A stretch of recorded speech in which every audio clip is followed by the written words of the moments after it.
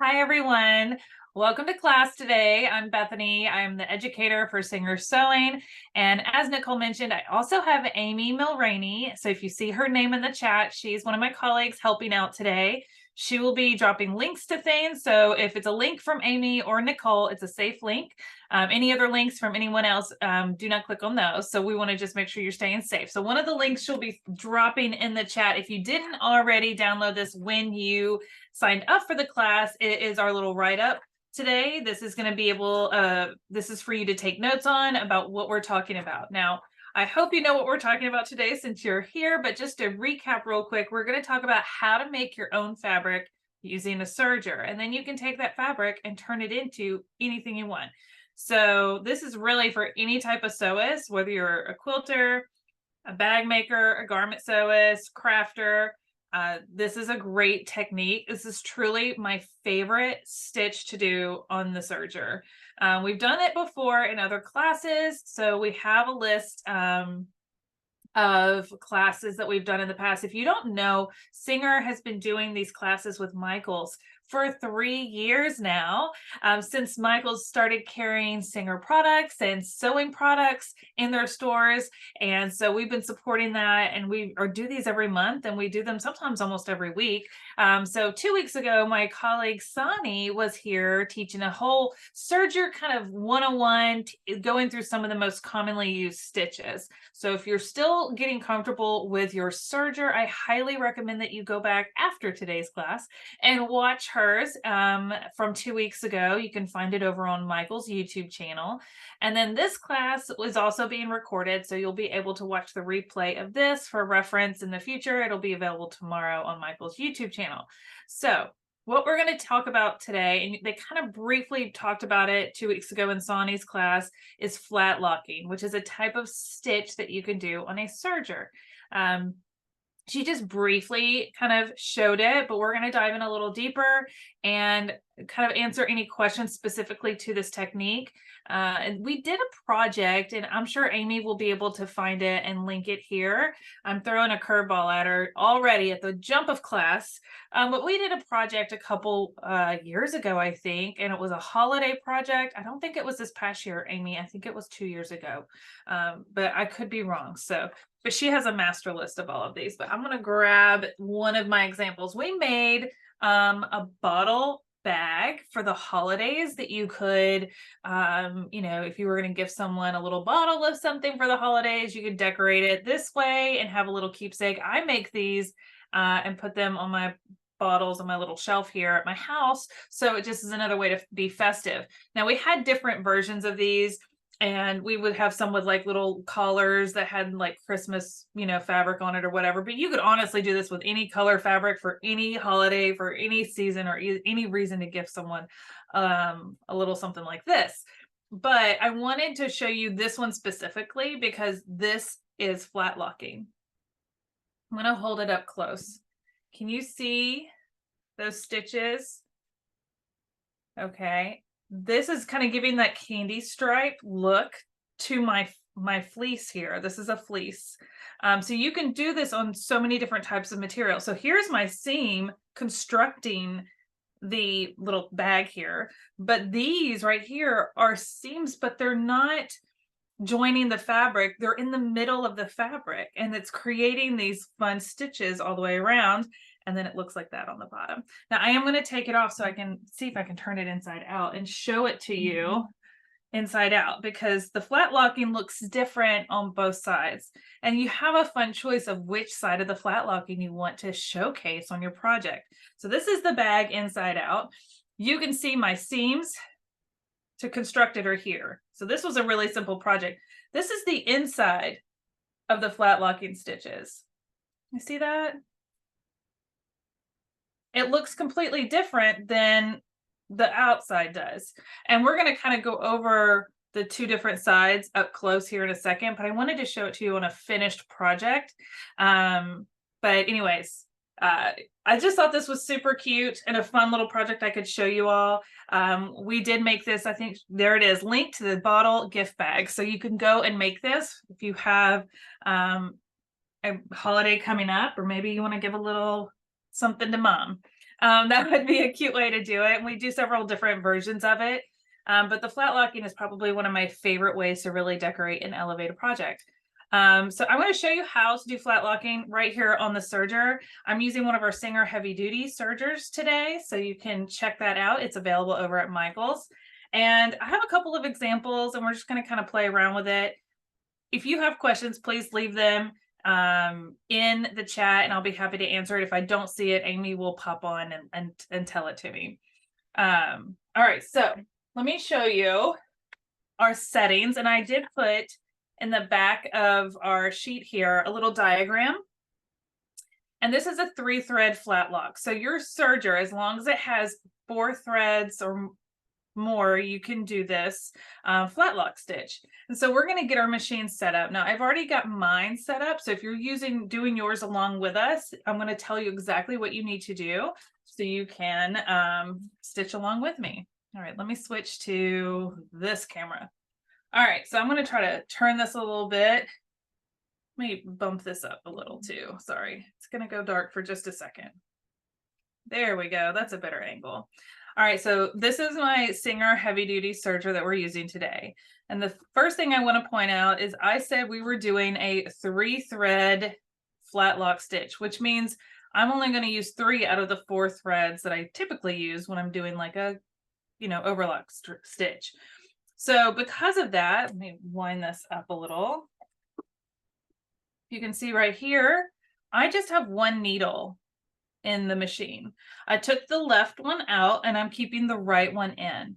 So the first thing I always do is look at what needle, do I need 2 needles, 1 needle, what position. For the flat lock stitch, we're going to remove the left needle and leave in the right needle, okay? So that's the first step. And then we're going to look at our tension here. So obviously this first tension is our left needle that I already removed. So we do not need to worry about this one. I just put it down at 0. Then our right needle, you can do it 0 or 1. I kind of just keep it at 1. You can do it less than that if you want. And you may need to adjust these based on the type of material you're going to be stitching on.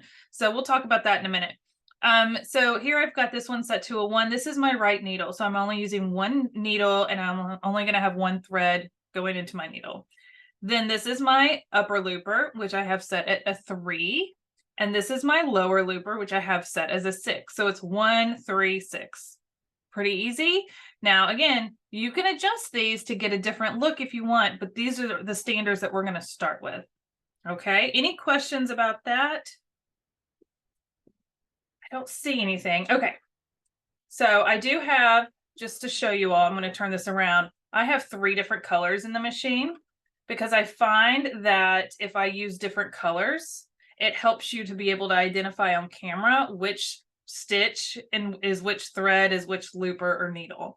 So you'll be able to see that difference here in a second. Okay. Now there's a couple of ways that you can flat lock. When I did my bottle bag, I had my piece already cut to sew my bottle bag together. So these right here, I didn't want to cut. So you're just folding the fabric in half and you're running the stitch along the edge.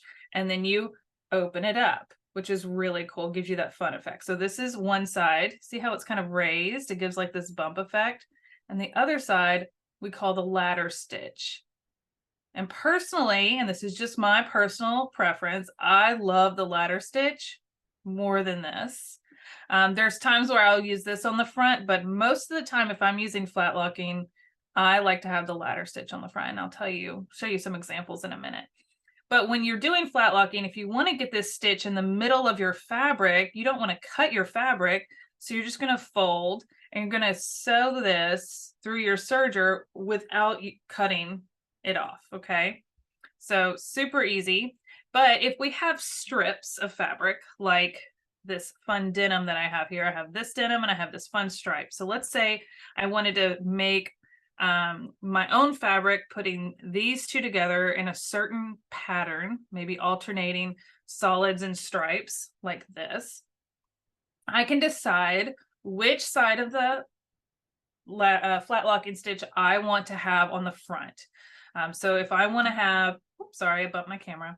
If I want to have this on the front then I need to sew with these wrong sides together. Okay. So when I open it up, this little bumpy side will be on the front. If I want the ladder stitch to be on the front, I need to sew them right sides together like this. And I'm going to stitch this out in a second, so you'll see exactly what I'm talking about. Okay, so let's do that real quick. I'm going to move some of this out of the way, and we're just going to go straight in. Now, when you have two raw edges and you're doing the flat locking, it's okay if you cut a little bit off, especially if your pieces aren't even.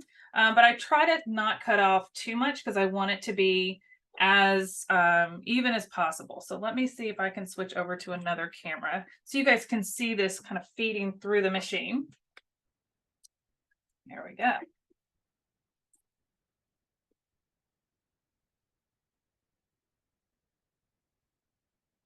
Now I am cutting just a hair over here because my fabric pieces weren't lined up perfectly. That's okay.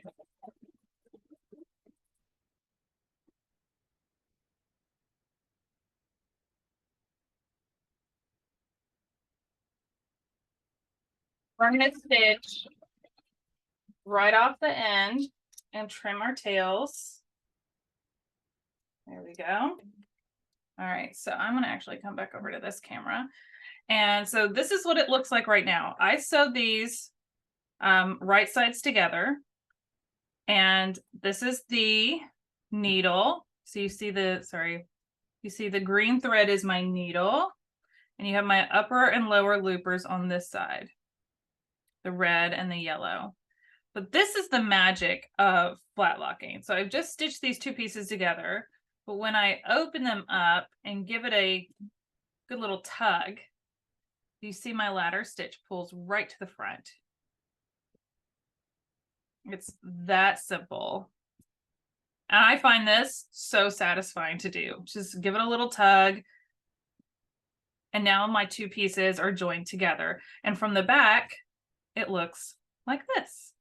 So I could do this stitch on the front if I wanted, but I'm going to show you a project I made where I I kept making these pieces together, and I made a really fun little zipper pouch for whatever I want to put in it. But I made my fabric and I turned it into a zipper pouch. And again, I put the ladder stitch on the front. I just love the uniformity of it. It's super fun. Now, let me tell you another thing that you can do with the ladder stitch. This is a great way, especially if you're going to make some of these little holiday bags or things like that. So if you have a really thin little ribbon like this, and you have a lot of patience, and you want to feed this through, you can actually feed, if you pull it out far enough, you can feed this ribbon through, and you can feed it through every few, all of it. But you could add a ribbon to hide your seams completely with the ladder stitch, which is just a fun, really cool thing to do. I would sit here and do it, but that's not super entertaining for you all.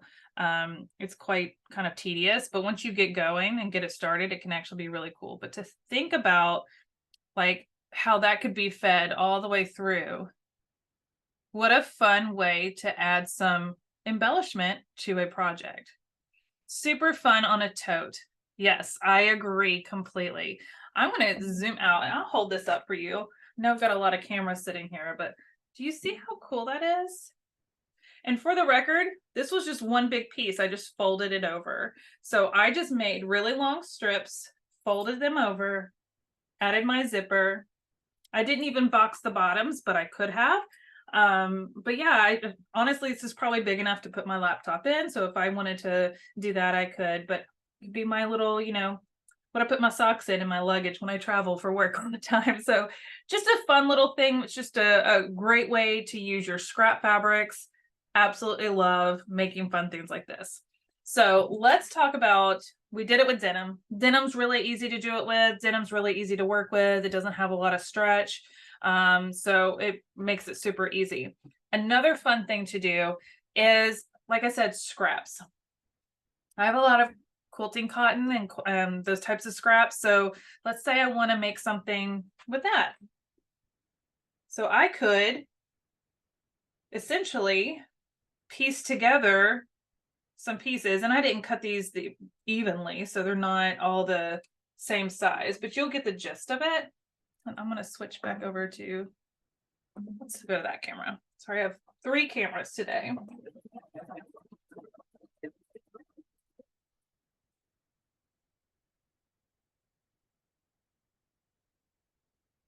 There we go.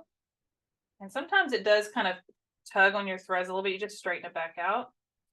There we go.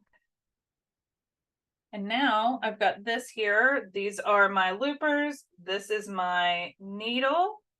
And I'm just going to open that up. So I could make a whole little quilt block by doing this, which would be a super fun way to add some texture and dimension to your block. Now let's say, okay, I've been doing the ladder stitch, showing you the ladder stitch on the front. This time I'm going to do the other stitch. That means I'm going to do wrong sides together. And I'll show you what that looks like on the front. So let's do wrong sides together this time. Hey, Bethany, while you're doing that, someone had a question here, Jasmine, and asked if we could do something like this with baby clothes also. I think it would be super sweet with baby clothes.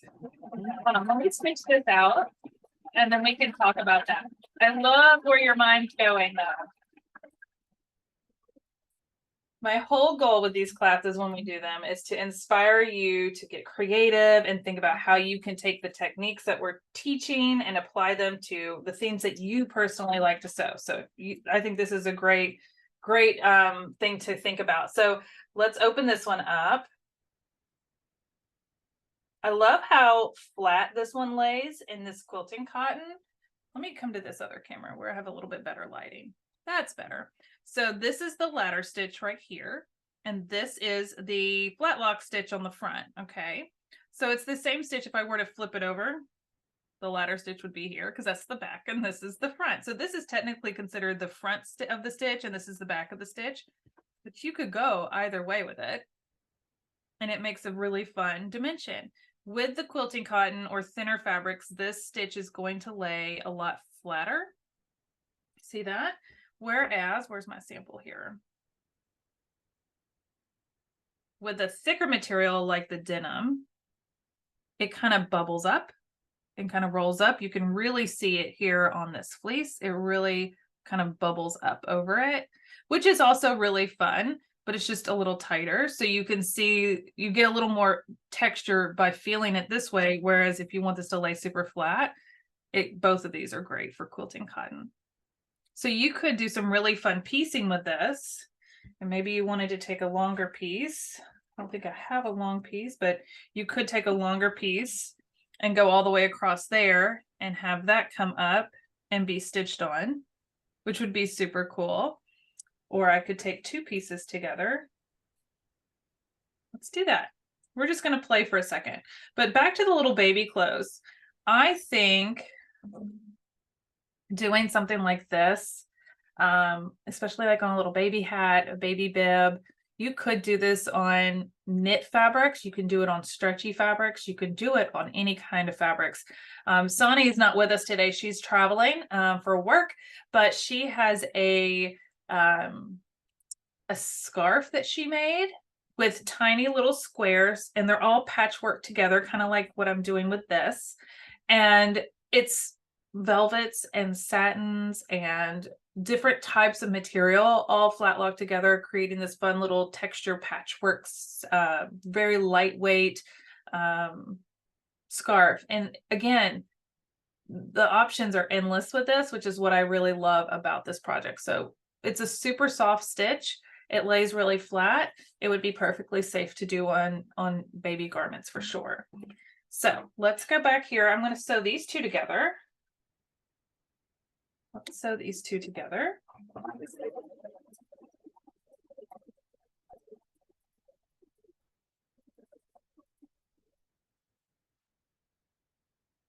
There we go. You see, I am cutting off just a hair, but in a second, I'll show you how to put a stitch right down the middle. So I did this one. So we have a longer strip. And this is the fun part. Boom, there's my stitches. I don't know why that is so entertaining to me, and it may not be super entertaining to you right now on camera, but once you do it yourself, you'll be like, okay, I get it. Bethany isn't crazy. This is really fun to do. But I really enjoy this. So now I'm going to take my little panel I did, and I've not done this before. We're just going to play and have a little fun, because that is what we are here to do. It's just try new things. And this is the fun of sewing. You get to just experiment. And this is my favorite part.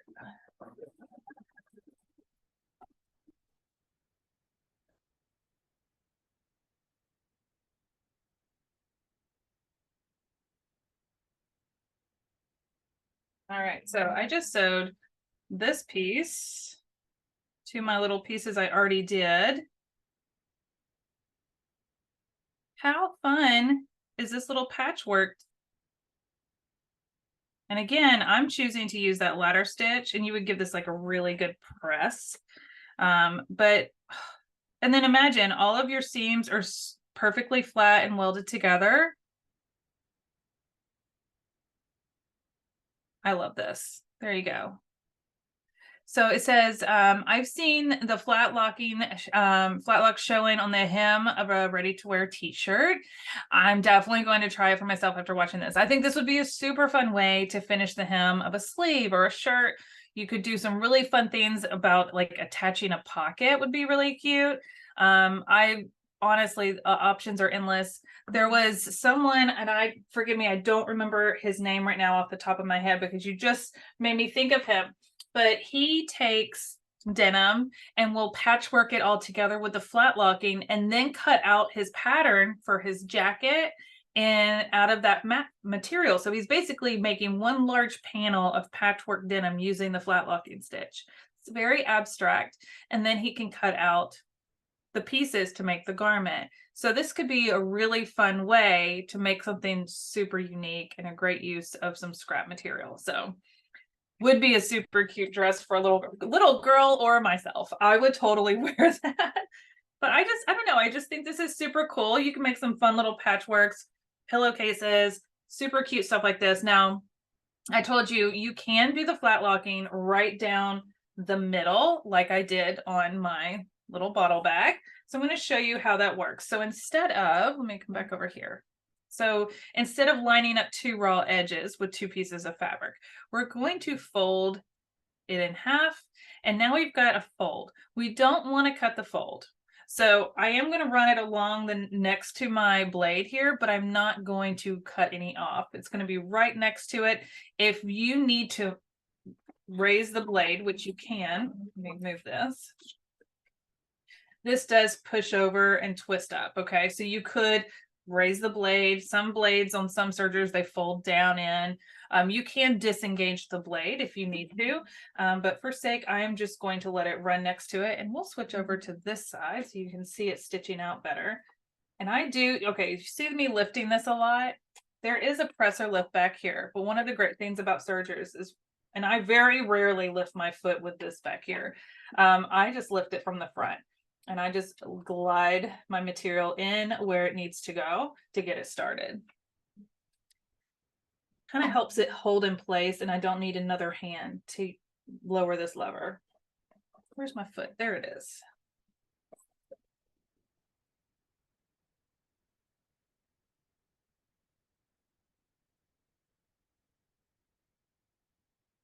All right.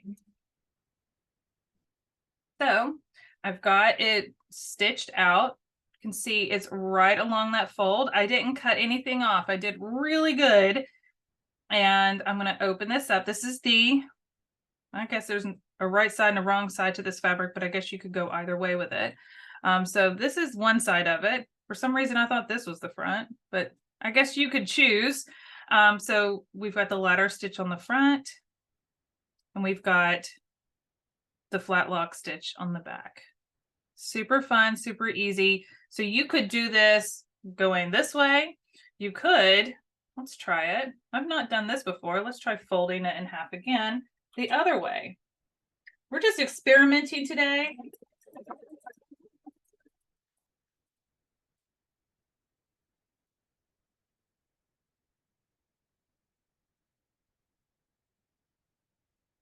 You have to just be willing to try it. Like I said, I've not tried doing a crosshatch, but that could actually be really cool. Let's see how that turned out. So I just stitched down this side after I'd opened up my flat lock going this way. So let's see what that did. Well, that's real well, it kind of pulled out right there because my stitches came out. But you can see that you can do a crosshatch, which is super cool. How fun is that? Never done that before, but that is really stinking cool. All right, so we've tried something new today. And look, it looks really nice with this stitch, that crosshatch.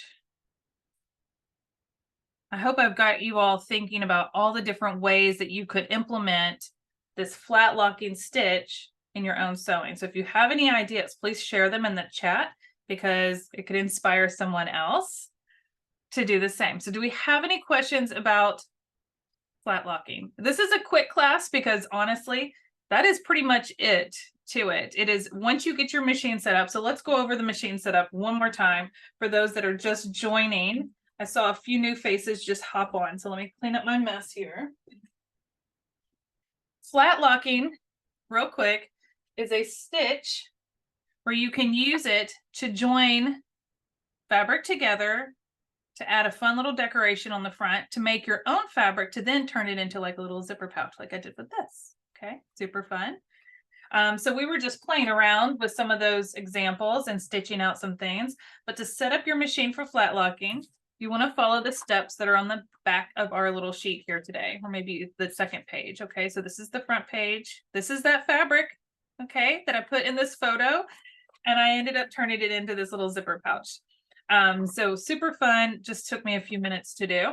But again, this backside, you want to make sure you have this printout, which I know Nicole just dropped it in the chat. So be sure you click on that link and download the PDF because it's going to save this and take some notes if you want. It's going to tell you exactly how you should set up your serger. Okay. Now today I have stitched out on a heavy denim.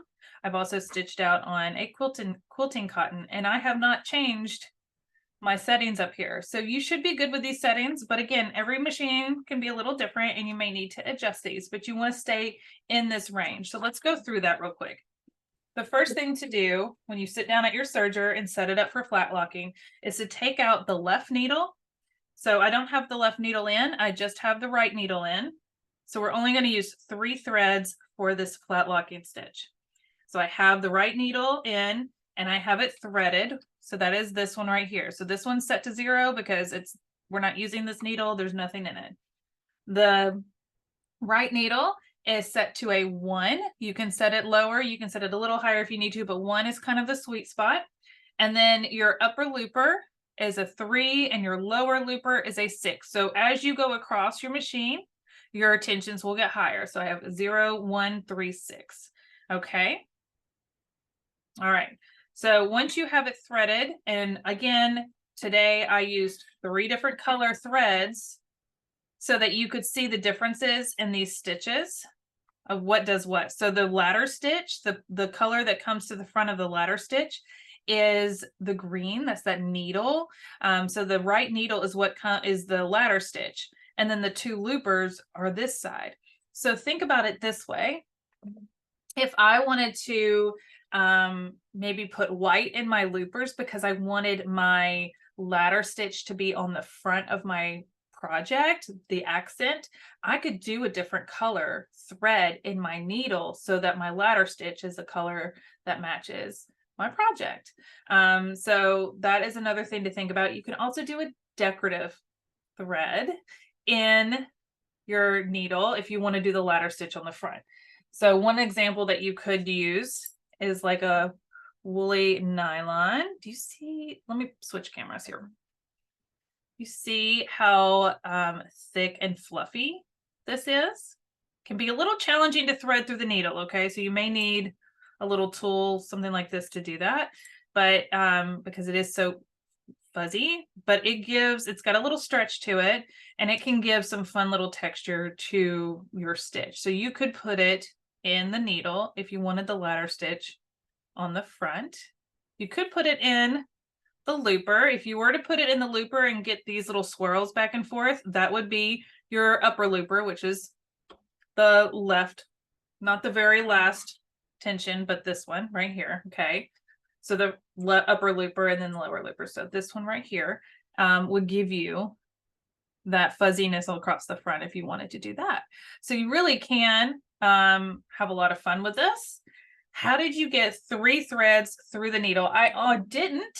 I'm using 3 threads. Let me zoom this out a little bit. Sorry, it's a little wobbly. So let me turn my machine around. So I have 3 threads. One goes into my needle. I'm going to open this up. One comes down. You see that? I'll try to get you a little closer here. So one is in my needle right here. So that's this one. It kind of follows the little green dot all the way down to my needle. Then I have my upper looper that comes down and follows all of my red dots into my upper looper. And then I have the yellow one that comes down and follows all the yellow dots into my lower looper. So one thing that I love about our Singer heavy duties or any of our Sergers is they've got a really good diagram that's color coded. These colors coordinate with the colors here that coordinate with the colors on the dots. So you know exactly how to thread it. Your best friend when threading a serger is a pair of tweezers to help guide the thread through these little catch points. The other thing that I love about our sergers is we do include the threads that match. So we have these 3 threads plus the blue, which I set somewhere. Here it is. So we do have all 4 colors. And so when you first get your serger, I recommend putting them in each spot that coordinates left to right. Okay, so I have blue will be here. And then I have my green one, I have my red one, and then I have my yellow one. So you can see those 2 back here. So I really recommend anyone who is new to using a serger to put different color threads. If yours doesn't come with different color threads that coordinate, you can get, just pick 4 threads that kind of match the colors on your serger. And that way you can tell what thread does what for whatever stitch you're doing. So if you're doing a flat lock, you can say, oh, my green thread is looking funky. Why is it looking funky? Well, which one's the green thread? It's my needle. Maybe I need to adjust that tension. Does that make sense? So if you have a good visual of what each thread is doing, because you've got 3 or 4 different colors, you can see exactly which one might be giving you some issues, so you know which one to fix. When they are all white, like this one, it can be a little confusing, especially to a beginner, which thread is the problem, because they all look the same front and back. And so again, when you're first playing around with a serger and you're trying new stitches like the flat lock or the 4-thread overlock or 3-thread rolled edge hem or some of these other fun ones that Sonny was talking about in our last class, I highly recommend you start with 4 different colors to help you get familiar with what each thread does. Okay. Someone said, great idea. I've been afraid to use mine, had it for years and never used it. I hope this encourages you to give it a try. I have been sewing for over 30 years. And honestly, I probably use my serger more than my sewing machine. I do a lot of garment sewing, so that's partially why, but my serger is my favorite tool that I have in my sewing room. And I'm not just saying that because I work for Singer. It really is my favorite tool that I have because I can do so much and then I make professional looking garments with it. And it's just so satisfying. So once you start playing around with it and you get more comfortable with it, you'll figure it out. I mean, we all did that with our sewing machines too. So when you first get a sewing machine, you have to learn how to put in a bobbin and how to thread it and all of those kind of things and what the different stitches do and width and length and all of that. It's the same kind of concept with a serger. I know it can seem a little intimidating. It cuts the thread and it does all these other things, but we have a wonderful list of projects that we've done in the past. I've done some Serger 101 classes here with Michaels. We've got a master list that I think Amy will drop in the chat. I really encourage you to download that master list. It has every class that we've done over the last 3 years with links directly to the YouTube replay on Michael's YouTube channel. There are several that we've done that are serger projects. There's some that we've done that are serger techniques.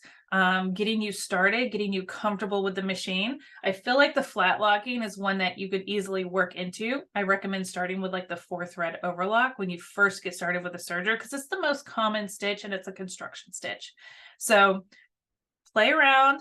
This is a great time to use those scraps. I mean, we just took some scraps that I had and made whatever this is, but this could turn into a cute little tote bag or a zipper pouch, right? Like obviously I would line up my seams a little better, but maybe that's the quirkiness of it. And then I just add another strip here and, you know, another piece here and just have fun with it.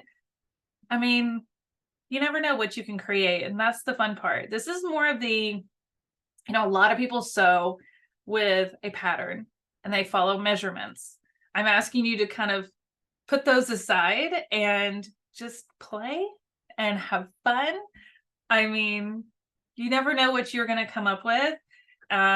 There's so many different ways to create really cool things, and this is where you can kind of find something fun. It can be very liberating. So let's see here. I'm going to check some of these questions. A really good sewing machine for beginners. Honestly, Jasmine, Singer has a lot of wonderful machines for beginners. We have a tool over on our website. I think it's there. We just updated our website, so I'm sorry if it's not, but it's like a machine finder, and it kind of walks you through like, what kind of sewing do you do? What kind of materials do you use a lot? What do you want to learn? Like those kind of things, and it'll kind of spit out several options. And then you can kind of take that and go, okay, this is the right fit for me. And we have a lot of those machines available over on michaels.com as well. So that's where I would always start, because everybody sews different things. So that's a good one. Let's see here. I'm curious about the heavy duty Singer serger. I have the SO100. I purchased it through an estate. Yes. This is a newer version of what you're using. What is the difference? Okay, so that's a great question, Lorelai. I really appreciate that. And I also love your name. So we're using this the Singer heavy duty serger today. I also have an SO100 sitting on my shelf right there behind the camera. And so again, it's just it's a white.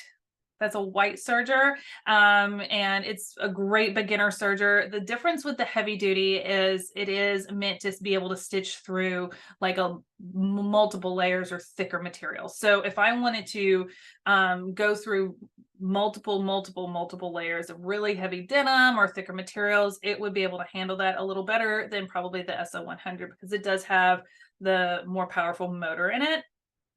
That's really the biggest difference between. So you're really set up for success with the SO100 unless you plan on doing some heavy duty, you know, bunch of layers, craziness, you know, that kind of thing. If not, you're fine with the SO100, but I do love our heavy duties. So it's also a great option. I had gotten a 6-thread serger. 6-thread, I have a 5-thread as well. I've used a 6-thread. I've used an 8-thread. I had an industrial one for a little while. You can get up to 10 threads. It can get crazy. Okay, we're just sticking with 4 or 5, and that's usually enough. 6-thread is totally fine. You are just going to thread what you need. So today I have a 4-thread serger, but I didn't even thread the first one. You're just going to thread the ones that you need. So you can still do a flat locking stitch on a serger that has more options like that. Hey, Bethany. Yeah. I just wanted to make sure you saw there was a question up above about if you shorten the stitch length, would it have a satin look to it? Or is there another stitch that would make a satin look? That's a great question. Let's look at something. We can play. Want to try it? Let's just try it. I love it when we try new things, especially on camera. So we never know what we're going to get, but we're going to try it. Let's see here. So what she's asking is how to create like a satin stitch look. I don't know if we can accomplish that with a flat lock, but you probably could with another stitch through the serger. She's talking about the stitch length, which is this little dial over here. So mine's set to 3. I'm gonna turn that way down. We're just gonna see what happens.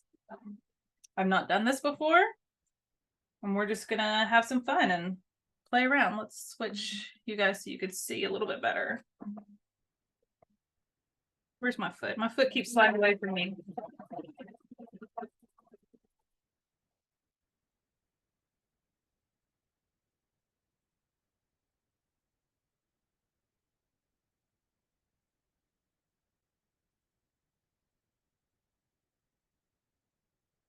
Okay.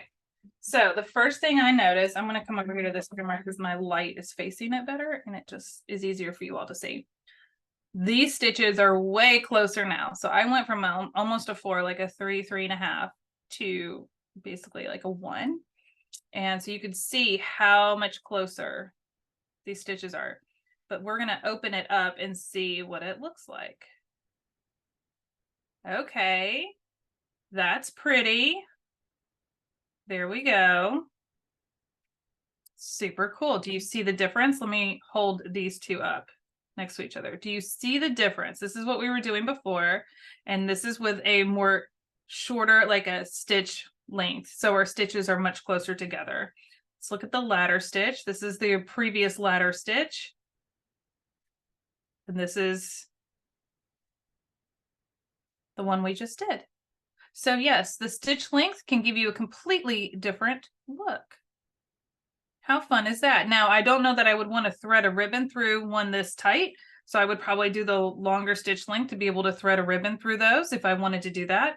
But if you don't want to do that and you want to really just get that satin look, that really kind of created that. So I'm so glad that you asked that question and we got to play around and do something new.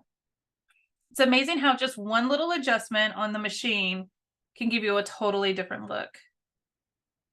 Super fun. I don't know who suggested that, but thank you for asking. I think if I were to do like a quilt block, I would probably do that.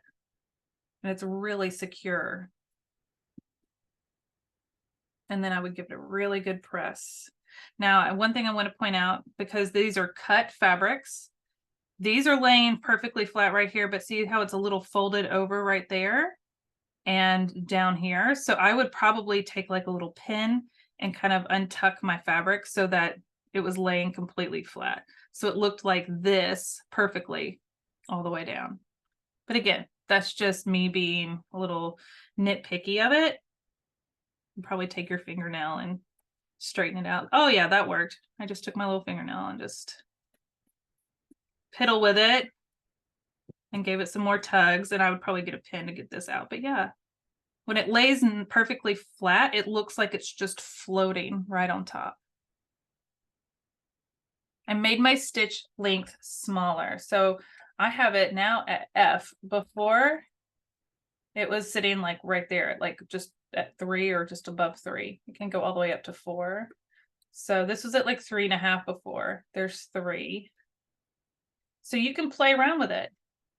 Okay. So yeah, my stitch length, meaning the space between my stitches. Okay. So the width here isn't changing. That's not going to change. The stitch length is how close my stitches are to each other. See? So this was like 3.5, and this was basically 1 or 0. Okay. You can see it really well on this side too. See my looper, how close together those are versus how these loops, because the loopers make loops. If you didn't know, that's why they're called loopers. How they are further apart. So again, totally up to you. I think if I were doing it on something thick like this, this fleece, I would probably stick with a longer stitch just so it feeds through the machine easier. But I think for a quilting cotton or thinner material, or even like a satin, how pretty would this be? Because you're getting that satin stitch look on a satin for like a pillow trim or something. That would be really pretty. I love that. Thank you for that suggestion. Look at us playing around and having fun. This is what I love about doing these classes, because you guys have some great questions and great ideas.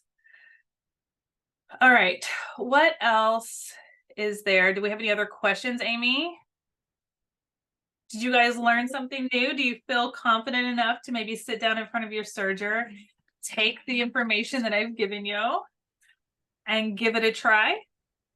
Because all you got to do is take 2 pieces of fabric, or even just one. You could just take one and fold it in half and just go right through the machine and see what happens. And if it doesn't work right the first time, you're going to watch the replay and you're going to sit down again and you're going to keep practicing until you make a full piece of fabric that you can then turn into whatever you want. A little zipper pouch, an apron, a pillow, a garment, a quilting block, whatever you want to do. So I think this is a super fun technique. I find this to be one of my favorite kind of decorative stitches on a serger, because it's not just for construction. It can be very decorative, which people don't always think about when they're thinking of sergers. They think of decorative stitches like the ones on your sewing machine. So, Hey, Bethany, one yes. quick question.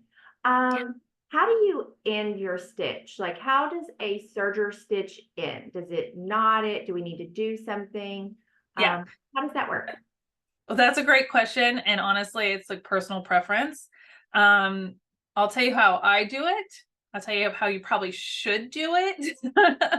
But to me, typically a serger is being used for construction. So as I'm sewing this, you saw me when I'm stitching, I sew right off the end and I have my little tail.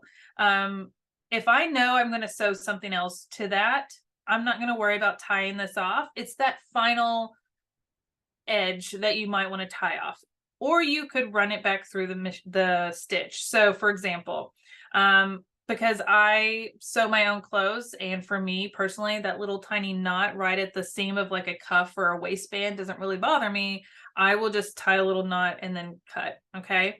But technically, professionally, you're supposed to thread this tail through the eye of a needle, like a hand sewing needle, which I do not have one here near me, or else I would show you. But you would thread it through, and then you would thread that needle through the looper stitches and pull the thread back into the seam. And you would go maybe an inch or two down and then trim off the tail, and that should keep it in place. So that is the professional way to do it, is to hand thread it in. So you can do that. I personally just sew for myself, so I don't usually take the time to do that.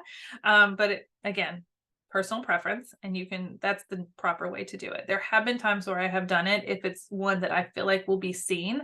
So if I'm sewing like a cardigan and the front opens, I want the front to look really nice. So I always make sure my threads match my fabric front and back, and then I will hide my tails for that. But if it's just like a shirt or something, or the inside of a dress, on the inside of my sleeve or something, nobody's ever going to see it but me. I will just typically knot it and snip.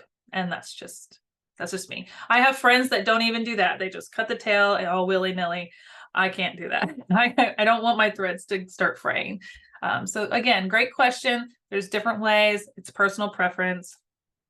Find what works for you, but technically you're supposed to thread it and feed it right back into the stitch, so it's flat and seamless. So I hope that helps. All right. I think I didn't get to the bottom of my chat here. This was great. Thank you. I want to try for Scrappy Quilt. I hope you do, Jules. And if you do, please use the hashtag Make It With Michaels and Singer Sewing. I would love to see what you all make from our classes that we do. It definitely inspires us for what we're going to teach you next. So we're excited to see you make that. That's super fun. All right. I've always wanted a serger, but wouldn't buy one because I was afraid I couldn't use it. I hope today, Emma, that you've learned that they're not that scary. I promise. There truly is one of my favorite machines to use as a serger. You just have to take the plunge. You took the plunge to get the sewing machine. Okay, so you mastered that. So let's try something new. I hope you are encouraged to do so. Again, that master list of classes has a ton of classes specifically for getting started with sergers. Highly recommend that you watch it. I give you tips on threading. I give you tips on the most commonly used stitches. Can't go wrong with rewatching those classes that we've done in the past on sergers. You will have the confidence you need to be able to take it out of the box and start using it, I promise. All right, so our next class, Amy, do you know when our next class is? Is it next Thursday or 2 weeks from now? It's 2 weeks from now, because I'm in Chicago for work next week. So 2 weeks from today, I will be back teaching you guys another fun class, and we're going to learn how to work with satin. Satin can be a fabric that can be a little challenging, so I'm going to give you some really good tips on how to work with that material, and we're going to make a little self-care set, a pillowcase, a scrunchie, and an eye mask. We'll probably sew up the eye mask together in that class, but you'll get the project for all three, and you'll get a lot of great tips on how to work with such challenging material. And we're going to be using not a serger, it'll be a sewing machine for that class. And I hope you join me next Thursday. So be sure to click the link that Amy just dropped in the chat so you can go sign up for that now. And I'll see you guys in 2 weeks. Thank you again for joining me today. I hope you give flat locking a try. I hope you break out your serger and make something really fun. All right, happy sewing. I'll talk to you soon.